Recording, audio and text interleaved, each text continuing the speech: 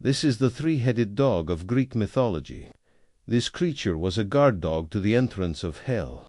It had 3 heads and an insatiable appetite that could never be filled. But it wasn't vicious or cruel. In fact, it was just the opposite. It was a kind and gentle dog who loved helping people. Hi, everyone. Welcome back to the channel. Today we'll explore ancient myths about Cerberus, the three-headed dog of Greek mythology. Cerberus was the son of Typhon, a monstrous serpent-like creature, Typhon and Echidna, a monster with the head of a woman and the body of a snake. The siblings of Cerberus were all monsters too. There was Hydra, the many-headed water snake, Chimera, the fire-breathing monster with the head of a lion, the body of a goat and the tail of a snake, and Camp, a female monster who devoured raw human flesh.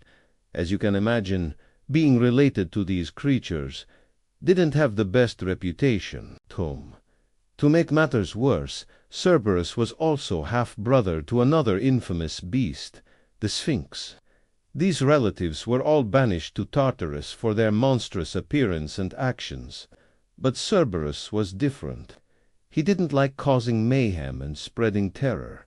He didn't want to be feared. He wanted to be loved. But unfortunately, his big scary appearance made this pretty much impossible while he was living in Greece. So Cerberus did the only logical thing he could think of. He took a long walk off the mortal plane and traveled all the way to hell, where his father, Typhon, was king.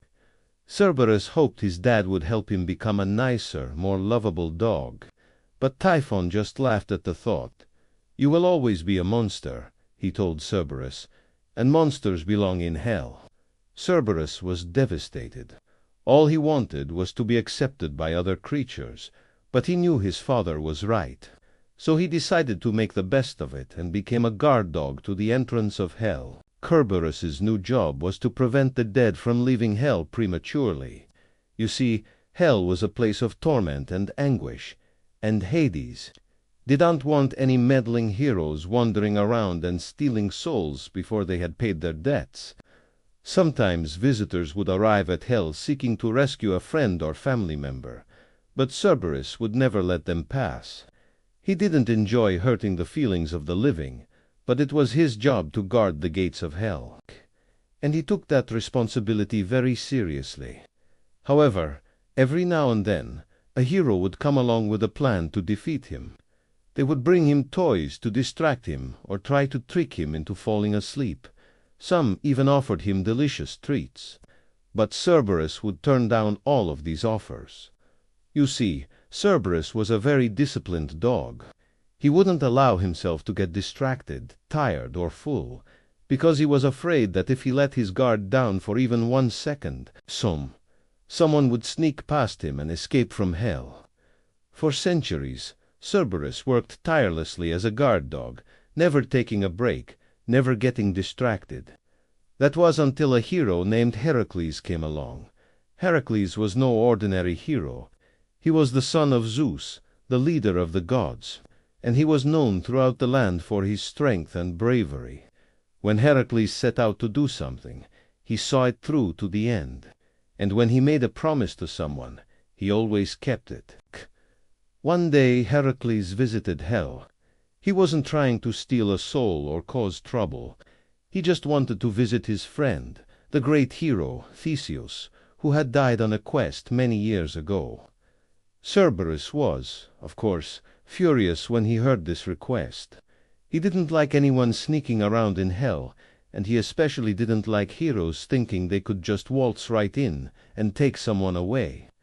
Heracles and Cerberus argued back and forth, but eventually the hero got the upper hand and said, "I'm going to take you on a walk."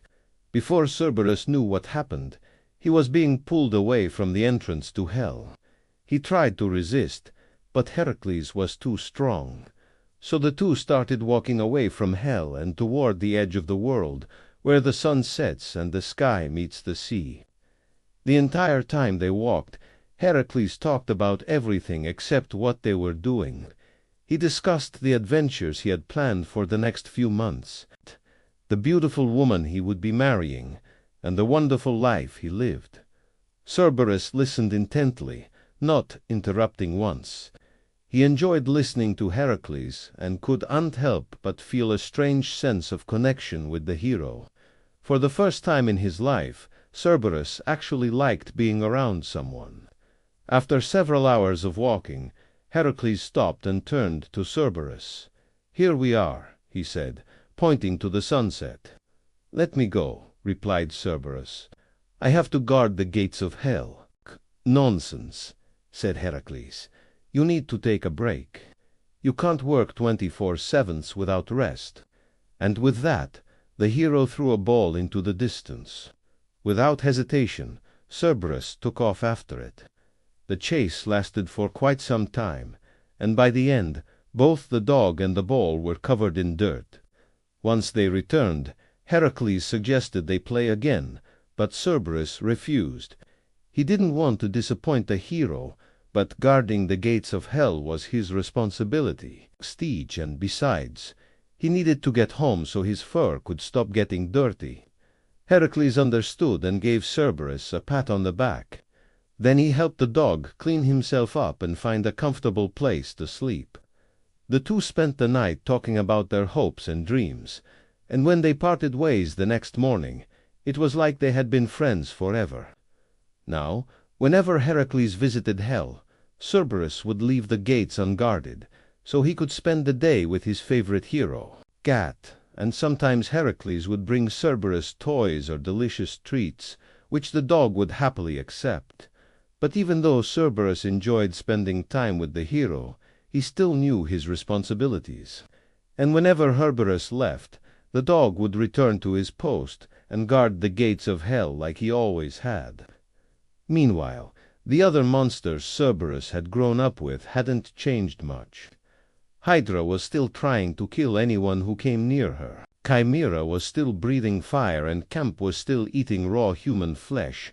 Cerberus wished he could help them see there was more to life than pain and anger, but he knew better than to interfere. After all, he'd been banished to hell because of his own monster family. One day, however, the three-headed dog met a new creature in hell. It was a Gorgon named Steno. Like Cerberus, she had once been banished from Greece for her scary appearance. But unlike the others, Steno was kind and gentle. She spent most of her time caring for the sick and injured, and she quickly became one of Cerberus's best friends. Together, they made sure the other monsters didn't hurt themselves or anyone else. And soon enough, Hydra, Chimera, and Camp started seeing how nice Cerberus and Steno were, and realized there was more to hell than pain and anger. From that day forward, Cerberus was no longer ashamed of his monster family. Sure, they were scary-looking and couldn't always control their anger, but they were also compassionate and cared about each other. Cerberus learned that even though he was a three-headed dog of hell, he didn't have to be a monster. He could choose to be kind, helpful, and gentle. And he spent the rest of his days proving just that. And that's the story of Cerberus, the three-headed dog of hell. I hope you enjoyed the video, and thank you for watching.